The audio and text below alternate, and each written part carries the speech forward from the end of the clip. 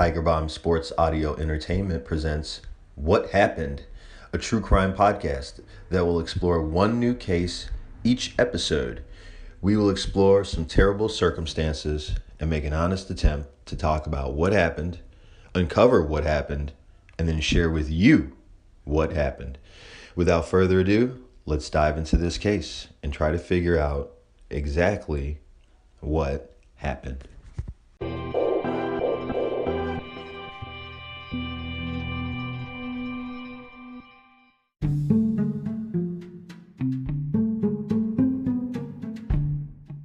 Y'all, welcome back to What Happened. I'm excited to be coming to you for episode number 2 of this true crime podcast. I am here with my friend and co-host, Rosalie. What's up, Rosalie? How's it going? I'm doing well. How are you? I'm doing all right under the circumstances. California is orange at the moment, you know? So you go outside, it's like, okay. Yeah, now we definitely need to be wearing those masks for multiple reasons. But yeah, trying to stay positive. We're supposed to be getting to the end. I'm trying to. I want to be saying we're getting to the end, but then worse things keep happening. So we'll see what happens. But how's Canada treating you? It's gorgeous up there. I love all the photos that you're posting of all the countryside and the beautiful water. It's dope looking. Yeah, Canada, it's beautiful. It's starting to get a little cold. Missing that 100-degree LA weather, believe it or not, but it's been good. I think I'm officially initiated as a Canadian. I've dived into some freezing cold glacier water, so yeah, I think I'm Canadian now. You can have it. I don't want any parts of that. I left the Midwest behind, and I'm never looking back. No, it's okay. It's all right every now and then. Yeah, that's good. Yeah, I'm a California girl, so the winter's here. I'm coming back. I'll be back next month. So. Yep. They grow on you pretty quickly, like some chin hair. Yeah. So it's good to talk to you. Glad we're going to be able to kick it again for another true crime podcast here, talking about some stuff that we both find super interesting. And so here's the thing. Today, guys, we're going to do it a little bit differently. Rosalie's going to talk about a story, and I'm going to talk about a story too. We both have a little bit of a case for you. And we didn't even really kind of go over a lot of it with each other beforehand. So it's just going to be a lot of, reaction, and hearing what the other person's bringing to the table today, which is kind of how we sort of began talking about true crime stuff at work. You know what I mean? Hey, you hear about this? Hey, did you ever watch that? So it's going to be more organic to what you and I do best anyway. And, very true. Yes, exactly. And the one thing, and a couple of things that Rosalie and I got to get squared away before we get into our cases. And the first of that is, guys, let me tell you, there's a couple ways where you can find and listen to this podcast. So I want to tell you about the website, which is just tigerbombsae.com. If you go there, you can, all the podcasts have headers at the top. You can click on the page for what happened and all the information. The podcast will be there. You can listen to it. And a lot of the supporting information is going to be there too. So I think some of the Brandon Swanson stuff is still up there from episode 1. It's going to be gone shortly so that, each episode can just have the focus on whatever the latest stuff is we were talking about. But what you're going to see shortly after this podcast is up is any of the stuff that I wanted you guys to see, just kind of as I cite my sources, articles, or, video or anything like that. So we'll put it there. So you can go to that page, or, maybe there's some follow-up information down the line in some of these cases that becomes relevant. We could get it to you like that. So that's the first thing that we want to let you know is tigerbombsae.com. You can go there and actually get links to the Facebook page too, right off of that page, and stay hooked up with us like that. Yeah, and you can also go to wherever you listen to your podcast, wherever you get your podcast, and you can search Tiger Bomb Sports Audio Entertainment and find us that way. Boom. So it's pretty easy if you want to listen to it on the go. Stitcher, iTunes, Spotify, whatever, guys, you got it. So, we'll keep it with a couple of quick notes for you, just like we did to start the last episode, and then we'll get at it. And so the first note that I got is just that, guys, we're going to banter. We're going to kick it because we're friends. Rosalie's chill, aka Lil so y'all gonna hear us crack jokes and stuff. So it's gonna be like that, and it's not like we're trying to be disrespectful about what happened, because some of the stuff you talk about in true crime is pretty gruesome stuff and it's serious stuff, but we want to bring some levity to it and shed some light on some of these cases that are sometimes in the ongoing processes still. So that's the first thing. We're gonna banter, but we're gonna keep it real. Yep. That's what we're going to do. And so like you mentioned, I am in Canada, and I've been here for almost 2 months now. And when we first arrived, my husband and I, we arrived to Lethbridge, which is his hometown, but he's been living in Los Angeles with me, or with us. He's moved there. He's lived there for about 15 years now. So when we got back to Lethbridge, this is the longest I've ever spent time here. We usually just come up once, twice a year and spend time with family during the holidays. But during that 14-day quarantine, I was watching a lot of news, local news, and I came across this case, which I want to share with you guys today. And I first want to give a little disclaimer about, just sharing this information. I mean, no disrespect to the family. And if I misquote anything like that, it's not intentional. And I just want to share this because honestly, my heart just breaks for this family. Although I do not know them personally and my husband does not know Marshall, Lethbridge is a very small town and close-knit community, and the Iwaasa family just seems like a very close-knit family, so my heart really does go out to them, and I just wanted to share this in case anybody has any information. Today I'm going to be sharing with you guys the case of Marshal Iwaasa. And Marshal Iwaasa is 26 years old. He was born and raised here in southern Alberta in Lethbridge. And like I said, his family seems so close-knit, and I really do have to give them so much praise because they have done so much to try to get answers, and his sister Paige has just done everything possible to bring some answers to the family. So he's 26 years old, and he was last seen here in Lethbridge, Alberta. A little bit about Marshall is he left Lethbridge about 2 years ago to attend SAIT, and SAIT stands for the Southern Alberta Institute of Technology, where he was attending.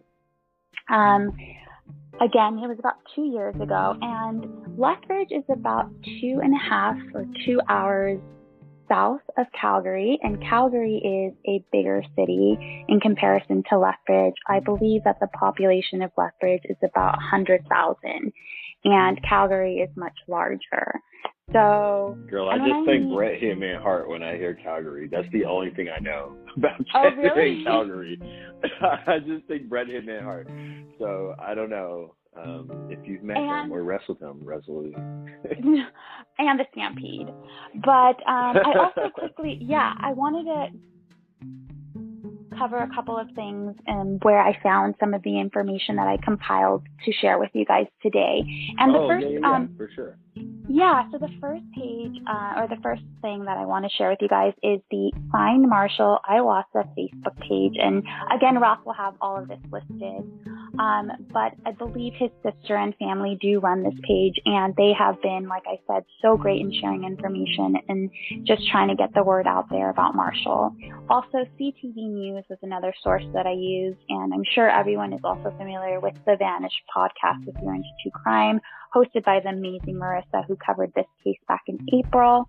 Also, CBC News here in Canada, the Canadian Centre for Information on Missing Adults, and then the local paper here, which is the Lethbridge Herald. And like I said, Marshal Iwaasa was living in Calgary at the time. He visited his mom here in Lethbridge. So, like I said, 2-hour drive from Calgary to Lethbridge. I believe that on November the 17th, he visited with his mom, or mom if you're from Canada, and he was helping her with some technical issues that she was having. I'm not sure whether it was with the phone, but we all have our parents who we assist with. Help me with the computer, or help me with the phone. And from everything I could gather, Marshall was really good at technology because he was attending state, and he was helping his mom with those issues. And that again was on November the 19th. Everything that I, looked into about Marshall, which was kind of surprising as a 26-year-old young man, he actually didn't have much of a social media presence that I could find. So he wasn't like on Instagram. Really? Yeah, which is crazy. You're 26, you would think. But from everything that I could see, he was very close to his family, very close to his sister Paige, which is, I believe there was a 2 or 3 year age difference, and very close to his family. I believe that she moved to Hawaii a few years ago, but they stayed in touch and he visited many times. And from everything that, like I said, I see about him, what is available, he just seems like a very down to earth, go with the flow, free spirit kind of guy, enjoys the outdoors and, just hikes and all of that. So there wasn't very much on social media presence. On that evening, after visiting his mom and helping her with those issues, he told his mom that he was heading back to Calgary. And again, that's about a 2-hour drive from Lethbridge. And it's a 2-hour drive, but Ralph, we're from Los Angeles, so a 2-hour drive is in any direction in LA, whether you're on the 405 or the 10 or the 101 or whatever freeway you're on. Yeah, that could be me trying to go into West Hollywood on a Friday. That could be like 2 miles away. Yeah, and anywhere you go in whichever direction in Southern California, you're going to be on a busy highway or a busy, what we call freeway. In any direction, and there's going to be city after city after city and multiple stops. But when you're driving from Lethbridge, Alberta to Calgary, there's really nothing besides beautiful prairies and 2 small towns. And when I mean small, I mean like 1 light. When people say, I come from a small town, we had 1 street light. These 2 towns are like that small. So Lethbridge is a little bit... like I'm thinking Yellowstone, like, you know what I mean? Like this is show I'm watching on TV now. I feel like I'm thinking big mountain backdrops, like I said, clear water, not a lot of people. That's what I figured. Yeah, so it is kind of a long drive into the prairies and to head to Calgary and get to a much larger city from Lethbridge. So it was getting late, and I believe his mom said, hey, why don't you stay here? But you're 26, you got to get back to your life, So as far as his mom was aware, he was heading back to Calgary, where he did live and was renting a basement suite and attending school. But he didn't go directly to Calgary. Upon leaving his mom's house, he went to his storage locker, which he did share with his sister Paige, which I'm not familiar with storage lockers or units or how they work. But from everything that I've been able to gather or read, this particular unit, you had to have an access code. And when Marshall arrived, I believe that was after hours. So he did enter his code, but was denied access because it was closed and it was after hours. So it appears that he did attempt several times to access the storage locker with no success until about 6:30 a.m. the following morning on the 18th of November. And from the records, it shows that he was able to access his unit between 6:30 a.m. and 8:30 a.m. on the 18th. And we don't know exactly what he was picking up or dropping off. I mean, is there no camera there, or they didn't get any video? So I'm going to get into that a little bit later, but that is a great question, and it's kind of one that really has been frustrating. And we're going to come to a lot of those frustrating parts in this case. And again, my heart just breaks for this family. So because Marshall was just like kind of a free spirit and he had like go with the flow, it wasn't uncommon for him. I mean, he's 26, he's in college, he lives in a bigger city. So it wasn't uncommon for him not to, call his parents or his sister every single day. And she was living in Hawaii. So it wasn't that uncommon for them not to hear from Marshall for periods of time. So on that evening, so as far as his family knew, he was back in Calgary. But the last time Marshall was seen was on November 17th in Lethbridge, that we have confirmation, because on November 23rd, Marshall's truck was found in a different province, approximately, I sent you a map, Ralph, and as you can see, he's found in BC, so that's in British Columbia, which is a province west of Alberta. And where his truck... here we go. I see the map. Okay. You see the map? So it is quite a distance. And his truck was found on November the 23rd by hikers. And where it was found is near Pemberton, BC. And the way that his vehicle was found approximately a week later was completely torched. Like, I'm not talking, someone started a fire. This vehicle was completely torched. And the hikers came across it. That's a hike, too. Like, I'm looking at this distance, and I'm thinking it's not, like, easy terrain as well. Like, that's a bit much. Exactly. So that's a big question. How did his vehicle make it all the way up this road? And from everything that I've seen and gathered, this is not a very easy road to access. The terrain, like you said, is very rough. And again, it's November, so the elements, like it could have been snowing or, just not easy access.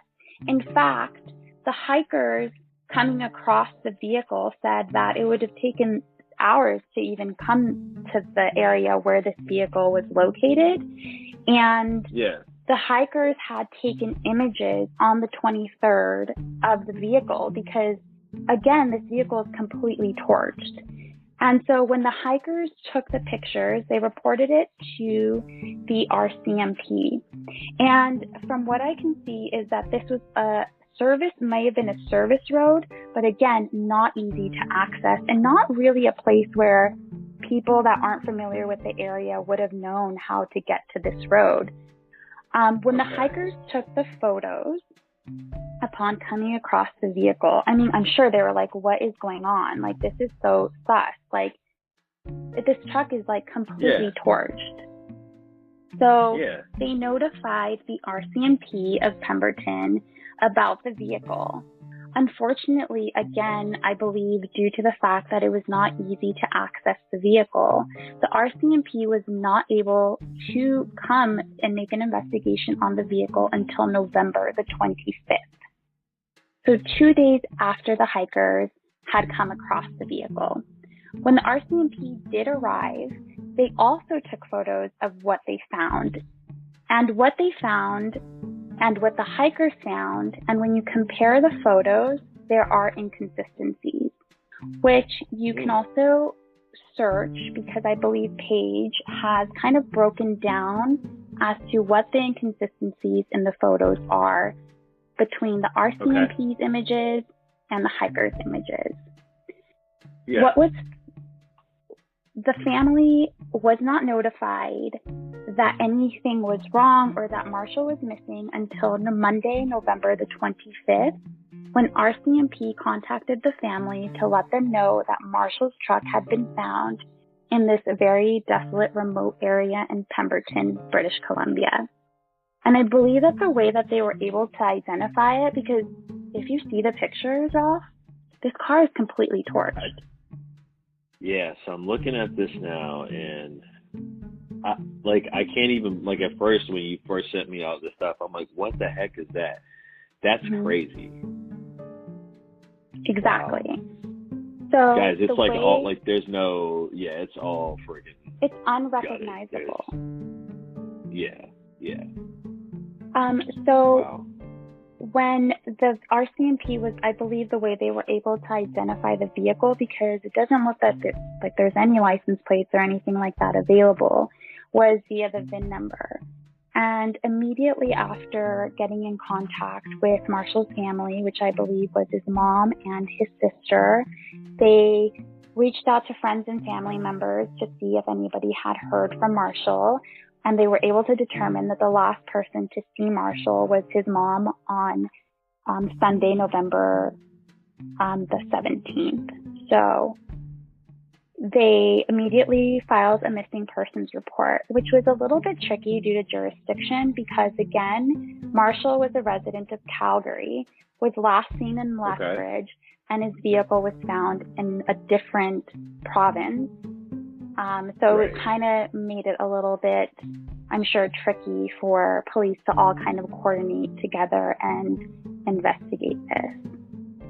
Yeah, nobody's jumping at picking up a disappearance or a murder if you don't have to. You want to push that off on some other, body's responsibility. It's because, a lot of times they know this stuff ain't going to get solved. You know what I mean? And they do not want to take on anything that they don't feel like they can handle. So I'm sure there was quite a little bit of like back and forth about who's gonna deal with it. And I mean no disrespect to any of the officers or anybody on this case, but it is very frustrating, and I can only imagine how frustrating it must be for this family that is doing absolutely everything that they possibly can to get answers, and so much time has been lost. And so, I mean, the family didn't lose time. They did everything that they possibly could. But just for example, when the hikers come across the vehicle and the RCMP isn't there until 2 days later, they're already talking about time being lost. So that's very frustrating. So after filing the missing persons report, again, the family was on top of it. They hired their own private investigator to help find more answers, because it's not easy dealing, like you said, with a police department and especially 3 trying to coordinate this. I also want to talk about the fact that the items that were found around Marshal's truck, and you can see it from the photos, were not inside of the truck. So all the things that were found scattered outside are the following. There was an expired passport that was confirmed to belong to Marshal, a current passport that was also Marshal's, and I believe that some pages were ripped out of that passport, 3 broken cell phones, which the family was able to confirm were Marshal's, but they were old cell phones, not cell phones in service. And I mean, he's a techie person, so maybe he was hanging on to those cell phones for whatever reason.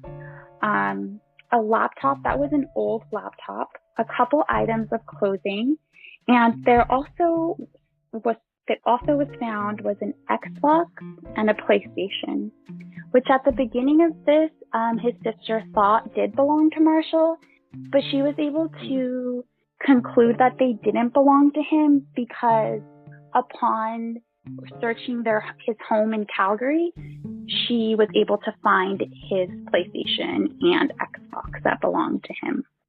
So those items were not sure who they belonged to or why they were there. Yeah. Another thing. Are you trying to tell me that some dude like murdered him and then like played X? You know what I mean? Like what? What happened? I don't. Yeah. The other thing that I just really cannot get my mind around is that the steering column from his vehicle was also not there. And how would you get a vehicle to this rough terrain, remove a steering column, why, and where would it have been taken? So many unanswered questions there, and it's just like so. Yeah, that's really strange, and that's not like an easy thing to kind of like you've got to be prepared and know you want to do that. You know what I mean? You don't just offhand have the tools like remove a steering column. Exactly. The items that are still missing and haven't been located are the following. So Marshall's wallet has not been found or located. His current cell phone, his current laptop, and his backpack. So those items are still missing. And what really, really gets me is the fact that even after this, like, how does this even occur? They have not labeled this a criminal investigation. And let me just tell you a little bit about how things work in Canada, specifically in Alberta, because I can't speak to all of Canada. And okay. When a person goes missing in in Alberta, there is something that protects the missing person, and I believe it's called the Missing Persons Act, which, unless a crime is believed to have occurred, when police investigate these things or when family is looking into it, they can't really have a deep dive into this person's personal information, meaning they can't access cell phone records, emails, a deep dive into financial records, or any of those things that I know in the States. That is the most Canadian different. thing that I've ever heard. Like they're like polite about it. Wow. Yeah, because it's not a crime to go missing. However, in this particular incident, I just find it so bizarre that how could this is so suspicious. And they are not saying that it isn't, but they're saying that there's no reason to believe that this was a criminal act. With that being said, without having that deep dive, they were able to kind of get general information. So they were able to establish the fact that his cards haven't been used since the 15th, around the 15th of November, and there is no activity, no activity on his personal banking information, but they're not able to do a deep dive again because it's not a criminal case. What really, really bothers me too is the fact that when you asked earlier about the footage of the storage unit, unfortunately, because a week had gone by from the time that Marshall left his mom's house and visited the storage unit and his vehicle was located, the footage had been deleted from the storage unit. And the only reason that they're able to confirm that he was there is because they do have the logs of him accessing the unit. So that is just like, my heart just breaks for that, because that would have been a huge clue as to, was he alone? Was anybody else there with him?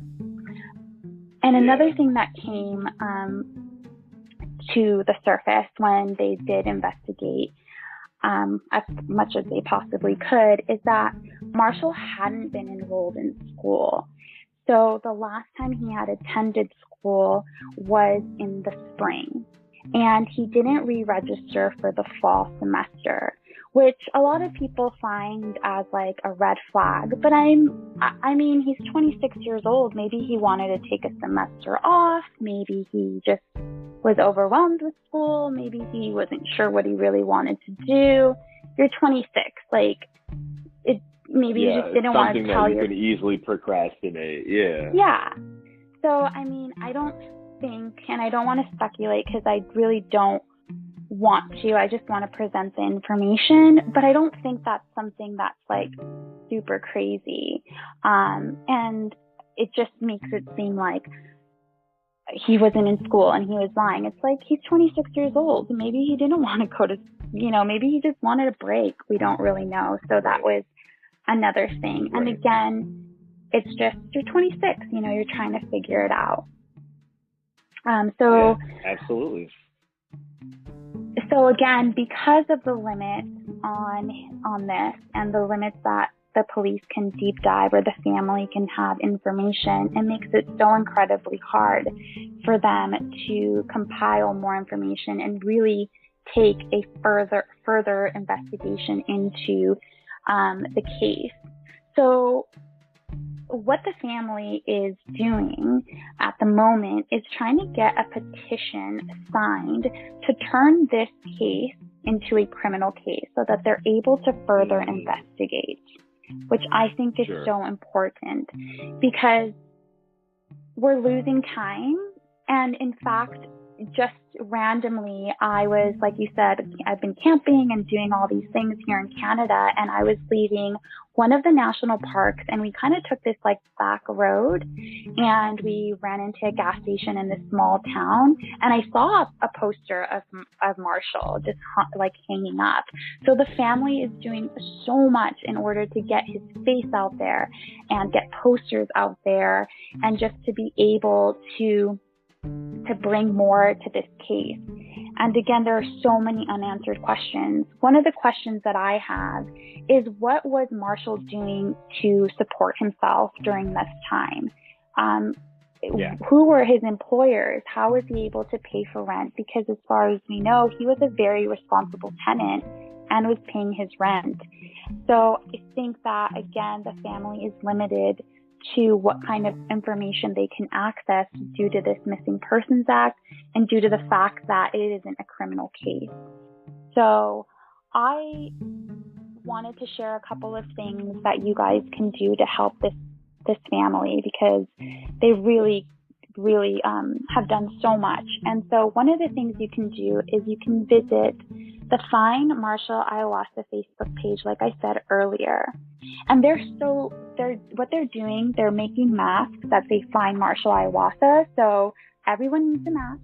It's COVID. So you can go there and you can purchase a mask that says Find Marshal Iwaasa. You can also visit their GoFundMe and support the family in, like I said, they hired a private investigator, so you can help support that and donate to their GoFundMe. You will find that information on their Facebook.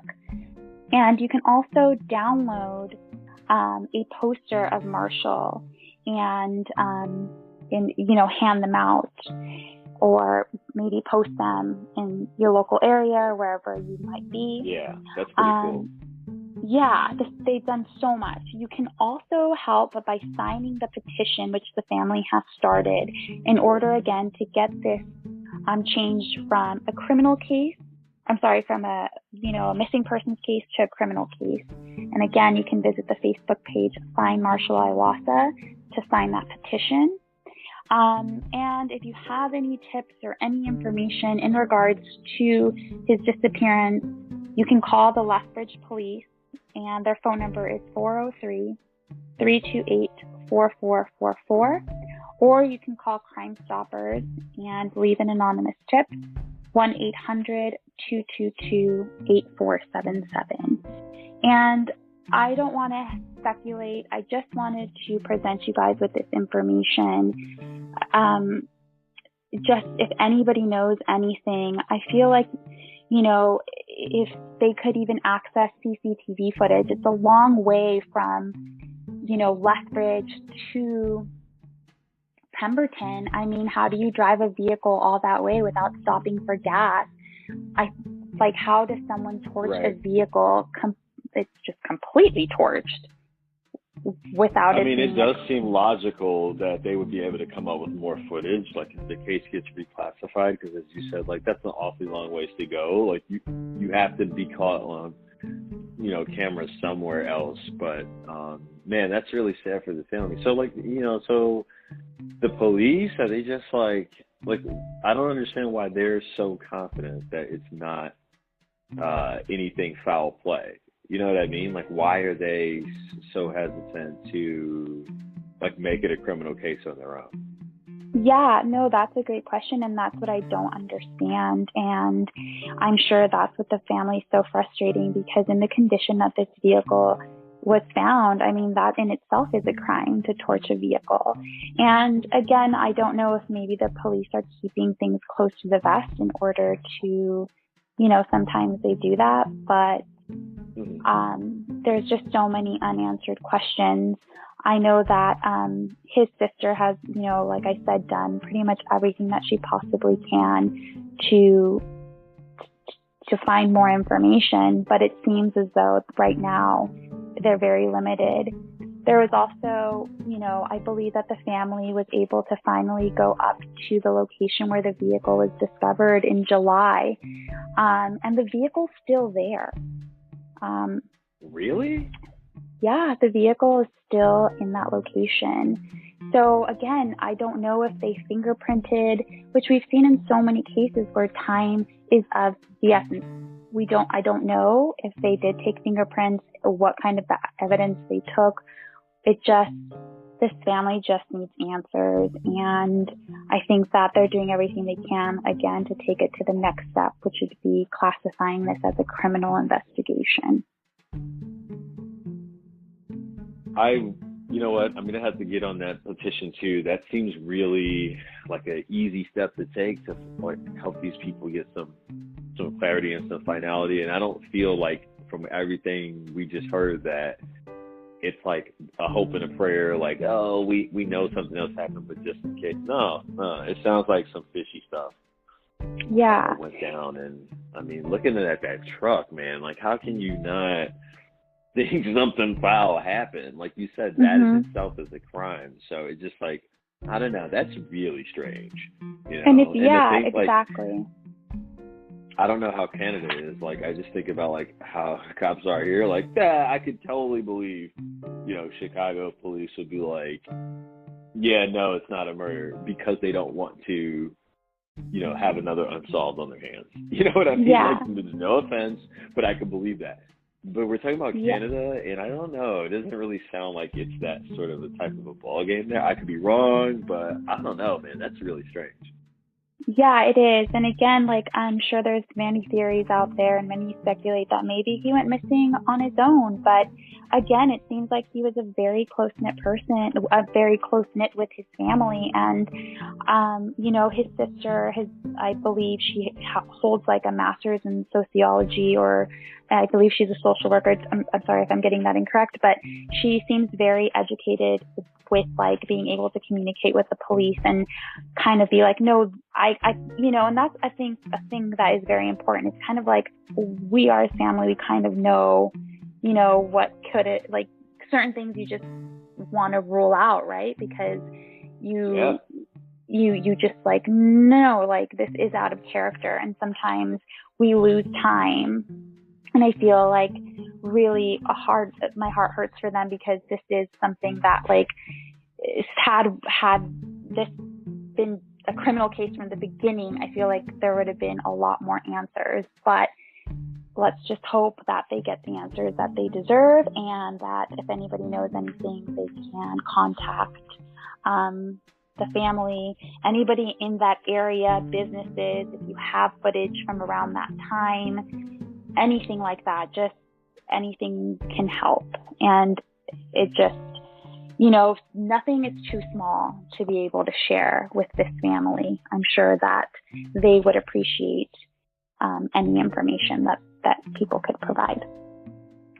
Yeah, when you're out of answers, like, everything matters. So definitely nothing is too small. And stinks, because we know over the course of time, cases get cold really quickly. So it is unfortunate that they just waited to kind of even begin to, look into that stuff at all. But yeah, everybody take heed, do your part. We'll get that information on the website, like I said, so that it's there and available. I think it's really cool if they have it so you can print out flyers and try to help out a bit too if you want to. That's awesome, Yeah. Well, all right. So, I'm sorry. Go ahead. I was going to say, on to you, eh? And I'm not making fun of my Canadians. It's just I actually really love that. I am. No, I think like it's pretty cool, because we say like like everyone, or like from California, a lot, and it's just like a filler for a conversation and to kind of engage. So the sentence never ends. You know what I mean? It's like, how the weather's great, eh? And then you have to kind of answer, like, yeah, it is. So. Okay, I got it. Okay. As they say in California, okay. Don't come for me, Canadians. I love you. I like Canada. I think Canada is where it's at. America seems kind of weird right now. It's like, I was thinking about that the other day. I was like, am I doing it wrong? Should I be living in Toronto or something? Like, I don't know. I got to think about it. But, all right, that was an interesting story. Yeah, I'm going to check that and throw out. And we'll end our time today with the case that I found. Not the case I originally wanted to talk about, but I think that turned out to just be depressing and gruesome. So away we go. But today we are going to end our time talking about Gregory Jean Jr. And to do so, we're going to travel back down to the States. We're actually going to travel down south. So you know some weird stuff's going on. We're going down south. Where are you taking us? So in this case, we need to go all the way back to 2010. We got to go back down to Orlando, Florida. Oh, Florida. Time, yeah, and we actually need to go back just a little bit before that. That's sort of where we kind of pick things up. But previous to this time, for a couple of years, Gregory Jean Sr. Is living with Lisa Smith, and they end up having a couple of kids. So they have Samuel, and they have Gregory Jean Jr., Samuel's older brother. So they got these two kids, and it's not really a new story. It's just one of those things where didn't work out with the parents. You know what I mean? Drifting apart. So they separated, basically. Okay. And so the script, like, and especially in like the I'm black, so I'm gonna say this, but especially in the black community, like the script, it's like the kid stays with the mom, and then dad's kind of gonna go do his thing, So that was kind of the case here. Well, the parents split, so Gregory Jean Jr. and Samuel, they end up staying with their mom, and their dad, Gregory Sr., he ends up taking off. Okay. Now, the thing about it is, he heads out. He's like, I'm gone. So, the thing about it is, when he left, things weren't perfect, but they missed their dad, especially Gregory Jr. Okay, and so although they weren't together, and Gregory Sr. had moved out of state at this point, they made, they talked on the phone, basically. And Gregory Jr. made an effort to stay in contact with his dad. So to the point to where, and this is, it's like he's, just, I think, doing a little better in terms of keeping in contact with his kid, because at one point it was like every day when he came home from school, Gregory Jr. would talk to his dad on the phone. So, even though, they had he some, didn't like... see him every day. He did contact him every day. Exactly. And even though they had some family stuff going on, he still loved his dad. You know what I mean? They talked a lot, and he missed them. And, so that's evident by that relationship that they had there. So now we kind of need to come forward to 2010. So Gregory's 13. That year, Gregory Sr. was living in a suburb of Atlanta, Georgia. I told you he kind of moved on, did his own thing. So by this point, he had met Samantha Joy Davis, and they hooked up, and they got married. So they were living in the suburb of Atlanta, Georgia, and basically kind of, doing his thing to sort of start like a new family. You know what I'm saying? So he was trying to, get that rolling. So that was his focus. But he's still kind of in contact with Gregory Jr. And so basically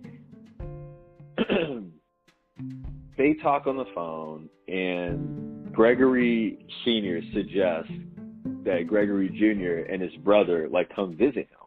In Georgia. He suggests they take a trip, in Georgia, to come see him.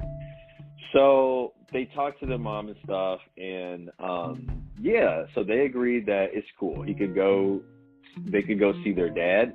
So they travel over 400 miles from where they are in Orlando to the suburb where their dad is outside of Georgia. And they go for this visit to meet, his new family and try to sort of, make this next step type of a deal work, right? And one thing I got to mention is Gregory Sr. and Lisa, these are Haitian-born immigrants, okay? So at that point, the kids, they visit with the dad and his new family, and then here's where things kind of get weird. Only Samuel came back home, not Gregory Jr. What? Back to Florida? Yes. Okay. Yeah. So just the one younger brother comes back. So Gregory Jr. doesn't come back. And so here's why I mentioned that they're Haitian immigrants. The mom, because later on it's like, yo, where's your let kid? me just ask, Rosalie, your kid doesn't come back. What would you do? The first thing you do is call the dad and ask the brother, hey, where's your brother? And then call the dad and be like, hey, where's my son? Where's our son? How come he didn't come with his brother? And if he don't know, what y'all gonna do? You're gonna call the police and you're gonna report your child missing. That's it. So the first thing is, and people were like, why didn't she report it? This is weird, right? Right. Now, the thing about it, though, is what she did do, she actually did do something. She called child services. Okay. And people were like, why would you do that? And she told child services. That her son didn't come home. Yes. And so there was a lot of confusion about why all this happened or whatever. And I mentioned that they're immigrants to say that eventually what was settled on this, she didn't really, she didn't know if this was going to affect her status. And also, she said she didn't really know, like she didn't realize it was a thing for the police. She thought she was doing the right thing by contacting child services, is what she said. Did child services notify the police that a child was missing after the mom notified them? Child services did not notify the police. Okay. So, I'm mentioning this to you because he went missing, and that's how it was left. She never notified the police, and he just remained missing. And child services never notified the police either. And the mom never followed up with child services, or the dad didn't follow up with child services. It was just kind of left at that. They left it at that. Okay. And that was kind of like it. Like she wasn't even like pressing them and like I said, never called the police at all. Okay. And so there wasn't there wasn't even like a whole lot of, where is he? So there's no search. There's no, you know what I mean? Like nothing. Just like we just talked about with Marshal's case.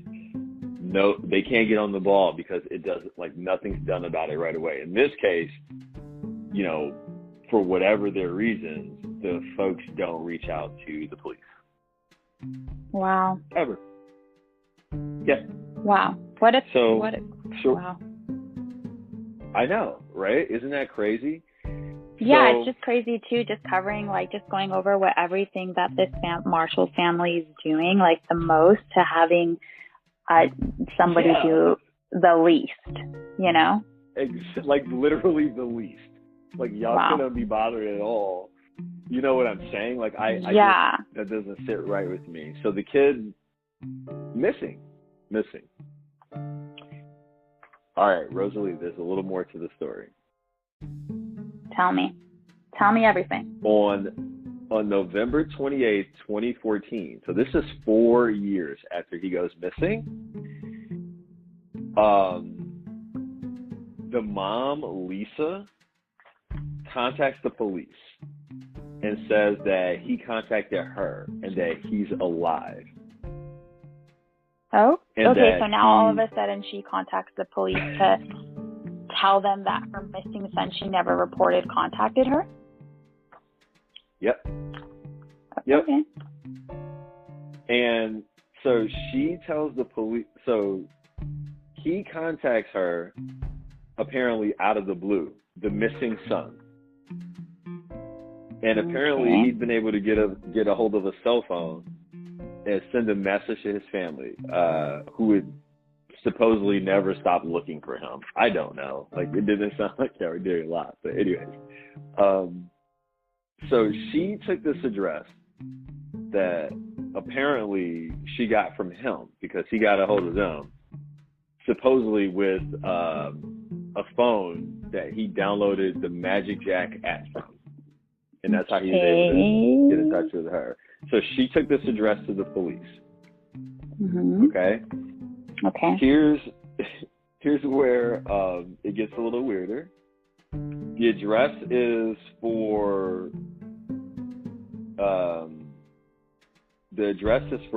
Gregory Sr. and the suburban house that he lives at with his wife and their family. Okay. So the cops go there and they're like, oh, we got this case, we got this call, yada, yada. And so they don't, like, he's not there. Like, he's not there. They don't find him. Okay? And actually, they say they don't know who he is. They say they don't know who he is? Yeah. The dad? Yeah. And this new girl. Yeah. They say, okay, so, okay, all right, that's normal. So they say they don't know who he is. Now, check this out. So the police leave and they don't find him, right? So after this happens, the boy reaches out on the phone again to the mom again and tells more details of where he is and swears that he is actually in the house and that they're hiding him in like a faux wall. Like it just looks like there's a wall or whatever, and it's actually a compartment. So they go back, and sure enough, Rosalie, they find this 13-year-old boy in the wall. What? Gregory Jean Jr., age 13, was imprisoned, starved, beaten, and forced to work as a maid for 4 years by his father, Gregory Jean Sr., and his stepmother, Samantha Joy Davis. Davis's biological children were also abused. She was on probation for cutting her biological son's tongue with a pair of hot scissors in 2004. But they were not imprisoned or starved as Gregory was. Oh my God. So you might say, hold on, G. Why? How is all this happening, right? So at first, he wasn't beating him, right? At first, when he went to visit, it was a situation to where when Gregory went to visit with Samantha Davis in 2010, his dad insisted that he stay to avoid having to pay child support payments to Gregory's biological mom, Lisa Smith. Okay, but like, wow. So even though he was like treated pretty well at first, it got pretty bad eventually. He was forced to sleep in the garage with the bucket as a toilet, forbidden from celebrating Christmas with the family. Yep. When Samantha was not pleased with his schoolwork or with his labor, she beat him with a stick and deprived him of food. Wait, he was still attending school? He tried at one point to tell counselors what was going on at school. Oh my God. And he told school counselors, girl, he actually told them. And so the school counselor told investigators, and they were actually unable to substantiate the claim. They came out to the house, and what happened was she was able to kind of like clean stuff up and like make it look all smooth by the time they got out there. So basically, he was set up to kind of be like the boy who cried wolf. You know what I'm saying? No.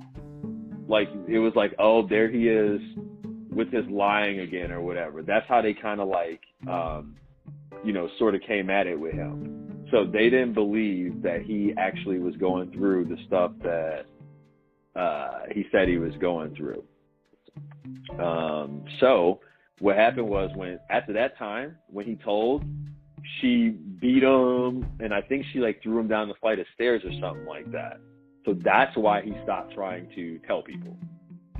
Oh my gosh, she was scared to endure more pain. Yep.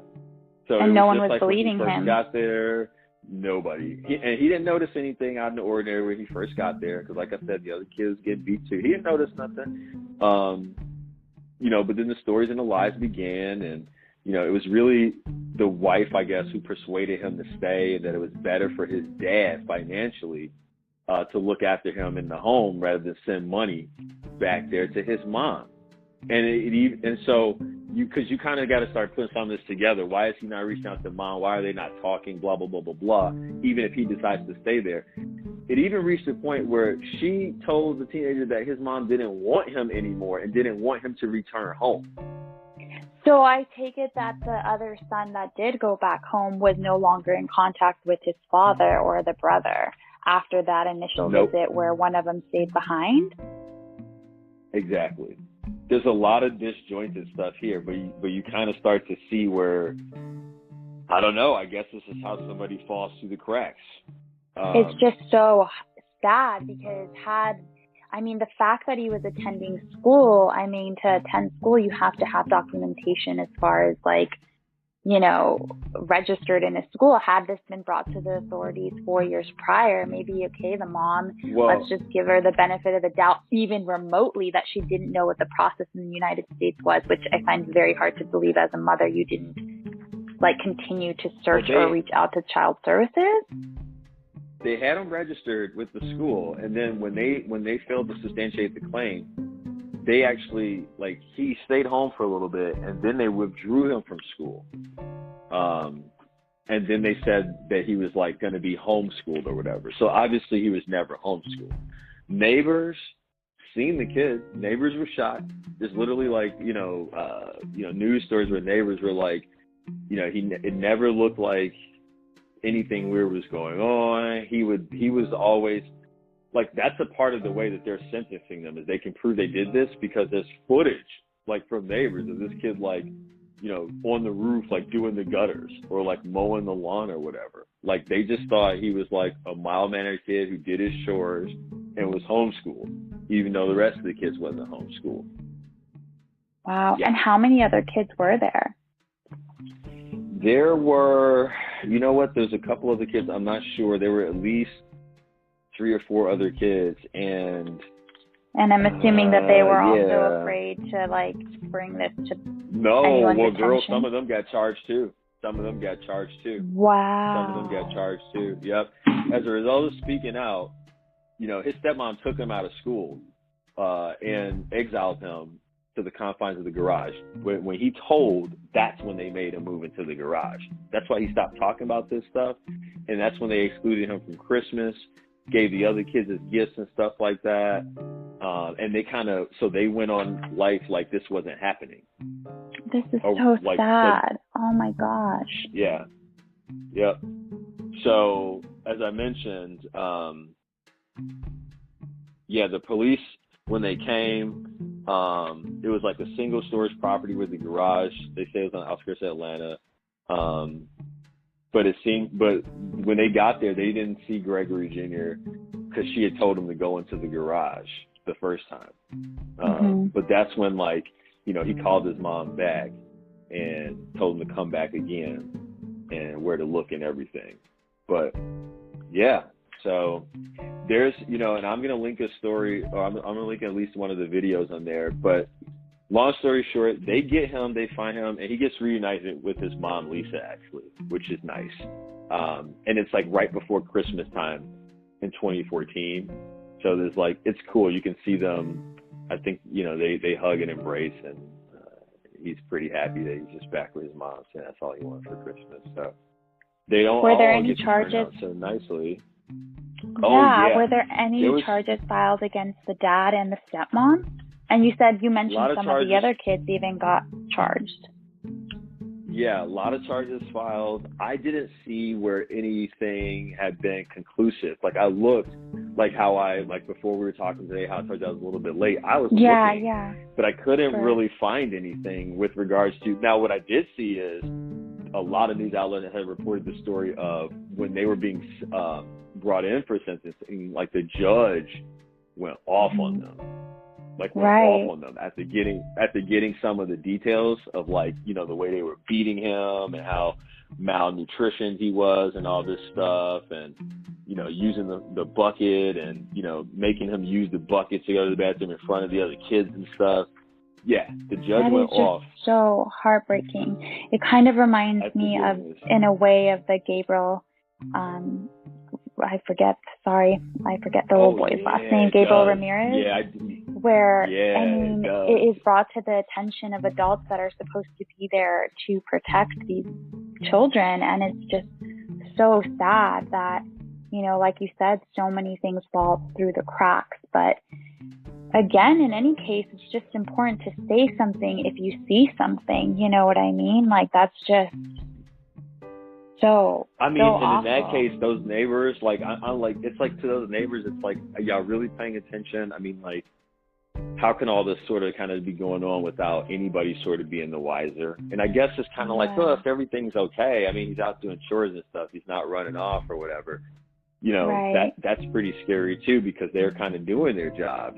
They saw that everything seemed to be okay, and obviously, they were shocked when they found out this was happening to their neighbors. They were, there is the whole story of, you'd never think it was them type stuff. You know what I mean? So it's and it's just so sad. It seems like there were so many opportunities for this to not go on as long as it did.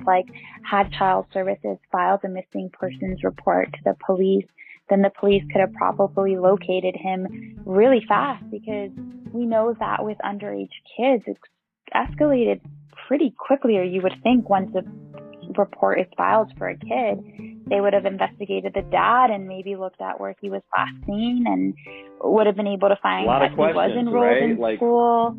It just is just so sad. And why didn't they tell her to call the police? What is going on there? Y'all couldn't call her back? What happened?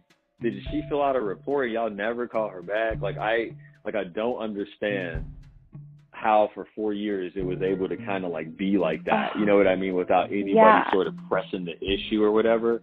And whatever y'all do to homeschool people, you got to have more regulations, because the fact that ain't nobody checked on that boy in 4 years, you know what I mean? Exactly. No, and I think that's a good point. I think especially with the times that we're in now and how many more people are being homeschooled, I think that things are going to have to be more regulated, and I think that a few things are going to have to change in order to keep track of kids and make sure that everything is on the up and up, and to kind of protect them, because gosh, that's just so heartbreaking. I'm glad that they were. So obviously they're facing child abuse and child neglect charges, obviously, and stuff like that. But like I said, the judge was pretty steamed or whatever. They were Rosalie, the last articles that I read, they were playing the game legally. Does that make sense? Wow. You know what I mean? Yeah. Little continuances here and there, and little, we want this allowance, and we want to petition the court for this, so we try to get it through. They've been trying to not get poked as they get back into the corner. But it's pretty evident they're going to do something if they haven't already. We're in 2020. That was 7 years ago. I would find it hard to believe. Six years ago, I would find it hard to believe that they've been able to stay it this long. But like I said, I found it weird that I wasn't able to get anything conclusive from what I was looking up over the course of the day, outside of that judge being pissy at them. So I'll keep looking.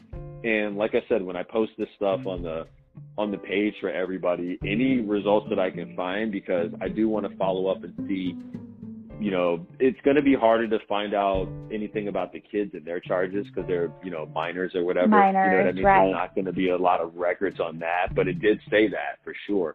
And I'll put that information up. And, I'm just glad he was able to get out of the predicament, and his mom just Yeah. used to, and you get a little more common sense next time about it. Get the popos. Yeah, I find it crazy that she wasn't in trouble in any way, but I'm like you said, if anything, at least he was able to get out of there. And wow, he saved himself. Like wow, like he honestly found a way to find a phone to call. Like good, like he is amazing, honestly. Isn't that crazy? Like, isn't that nuts? So, and I commend him, man, for not giving up and keeping his head in the game. And good for him. Good for him. Seriously. Hopefully he makes something of himself. You know what I mean? Because you got this motivating story to kind of like be like, dude, write a book. If I did that, I can do anything. Yeah, exactly. Yeah, write a book, because this seems like I don't even have that many. There's two. Like, how did this happen? Is really like my biggest question. Like, it's a young kid. Like in certain, what happened exactly? Exactly. Well, as I said, I thought that was a little bit more of a story in line with, what we always discussed and what we thought the podcast should be. So hopefully you liked it. I thought the tale of Marshall was interesting. And guys, again, I'm going to keep mentioning, we're going to get that stuff on the website for you, tigerbombsae.com. You can go to the What Happened page and look up everything supporting in terms of our references and the petitions for Rosalie's case. You can look that up there. And I will be trying to put follow-up information about the cases. Yes, sign that petition. It takes like 2 seconds, guys. Sign it. Yeah. And I'll try to find some follow-up info on these delinquent parents and step-parents who kept a kid in the closet. And hopefully we can all find out they got their just desserts. Yep. But that's pretty much it. I mean, do you have anything else, Rosalie? Or can we put a cap on episode 2? We can put a cap on episode 2. It was, thank you guys for listening, and hopefully we can do our little part, and like we said, sign those petitions and maybe buy a mask, and, take 2 seconds out of your day can, possibly change somebody else's life. So thank you. I love it. All right. Stay tuned, guys. We'll be back for episode 3 sooner than, later. And it took us to get to episode 2. How's that? Sounds right. good. Peace. Bye. What Happened is brought to you by Tiger Bomb Sports Audio Entertainment, LLC.